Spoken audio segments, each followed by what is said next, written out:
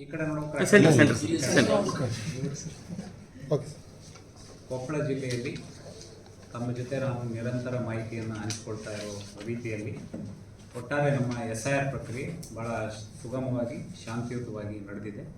ಇದಕ್ಕೆ ಜಿಲ್ಲೆಯ ಎಲ್ಲ ಮತದಾರರು, ರಾಜಕೀಯ ಪಕ್ಷಗಳ ಮುಖಂಡರು ಮತ್ತು ಮಾಧ್ಯಮದ ಮಿತ್ರರು, ಈವನ್ ಸಾಮಾಜಿಕ ಮಾಧ್ಯಮದಲ್ಲೂ ಕೂಡ ಸಾಕಷ್ಟು ಸಹಕಾರ ನಮಗೆ ಕಂಡುಬಂದಿದೆ.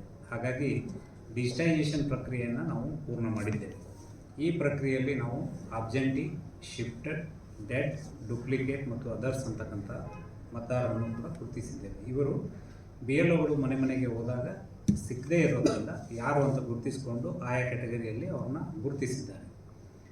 ಈಗಲೂ ಕೂಡ ನಾವು ಈ ಪಟ್ಟಿಯನ್ನು ಈಗಾಗಲೇ ಮಾನ್ಯತೆ ಪಡೆದ ರಾಜಕೀಯ ಪಕ್ಷಗಳಿಗೆ, ಬೂತ್ ಲೆವೆಲ್ ಏಜೆಂಟ್ಗಳಿಗೆ ಕೊಟ್ಟಿದ್ದೇವೆ ಮತ್ತು ನಮ್ಮ ಜಿಲ್ಲಾ ವೆಬ್ಸೈಟ್ನಲ್ಲೂ ಕೂಡ ಇದನ್ನು ಪಬ್ಲಿಷ್ ಮಾಡಿದ್ದೇವೆ.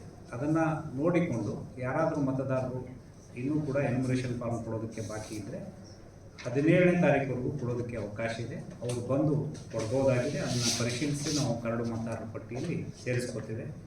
24ನೇ ತಾರೀಕು ನಮ್ಮ ಕರಡು ಮತದಾರರ ಪಟ್ಟಿ ಪಬ್ಲಿಷ್ ಆಗುತ್ತೆ. ಅದಾದಮೇಲೂ ಕೂಡ ಈಗ ಯಾರು ಅಕ್ಟೋಬರ್ಗೆ 18 ವರ್ಷ ಆಗ್ತಾ ಇದೆ ಮತ್ತು ಅಬ್ಸೆಂಟಿ ಮತ್ತು ಶಿಫ್ಟೆಡ್ ಇರ್ತಕ್ಕಂಥವ್ರು ಯಾರಾದರೂ ಕೊಡ್ತೀನಿ ಅಂದರೆ ಅವ್ರ ಹತ್ರ ನಮೂನೆ 6ರಲ್ಲಿ ಫಾರ್ಮನ್ನು ಫಿಲ್ ಮಾಡಿಕೊಂಡು ಅವ್ರ ಹೆಸರನ್ನು ಕೂಡ ಸೇರಿಸೋದಕ್ಕೆ ನಾವು ಒಂದು ಮಿಂಚಿನ ನೋಂದಣಿ ಪ್ರಕ್ರಿಯೆಯನ್ನು, ಸ್ಪೆಷಲ್ ಡ್ರೈವ್ಗಳನ್ನು ಮಾಡಿ ಜಾಗೃತಿ ಮೂಡಿಸಿ ಅವರಿಗೂ ಕೂಡ ನಾವು ಮತದಾರರ ಪಟ್ಟಿಗೆ ಸೇರಿಸೋದಕ್ಕೆ ಅವಕಾಶವನ್ನು ಕಲ್ಪಿಸ್ಕೊಡ್ತಾ ಇದ್ದೀವಿ.